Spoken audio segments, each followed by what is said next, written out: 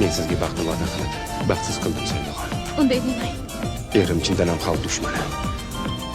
Undan voz kechdim deb ayting. Men unday demayman.